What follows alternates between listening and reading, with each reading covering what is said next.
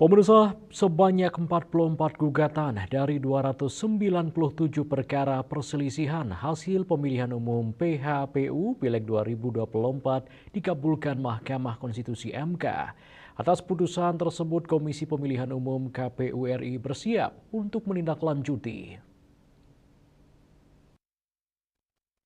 Anggota KPU RI Idam Holik saat dihubungi dari Jakarta seperti dikutip dari kantor berita Antara menjelaskan bahwa putusan MK terkait Pileg 2024 bersifat final dan mengikat sejak diucapkan. Tentu KPU akan melaksanakan apa yang menjadi amar putusan MK atas PHPU DPD untuk Dapil Sumatera Barat. Dalam waktu dekat, KPU akan mengumpulkan KPU daerah yang menjadi lokus dari amar putusan PHPU Legislatif 2024 untuk memberikan arahan teknis agar putusan MK tersebut dapat dilaksanakan dengan sebaik-baiknya. Sementara itu, dia menilai pelaksanaan putusan MK tak akan mengganggu persiapan Pilkada serentak 2024 karena KPU terbiasa bekerja secara simultan. Idam pun mengatakan ihwal tersebut tak perlu dikhawatirkan. KPU dan KPU daerah berupaya semaksimal mungkin untuk memberikan integritas elektoral terwujud dengan baik. Tak hanya itu, ia pun menyoroti jumlah perkara yang dikabulkan MK meningkat dibanding Pileg 2019.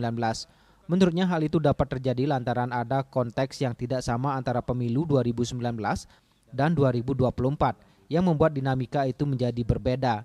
Sebagai informasi, MK telah selesai memutus 106 perkara PHPU Pileg 2024. Sidang pembacaan putusan tersebut digelar mulai tanggal 6, 7, dan 10 Juni 2024.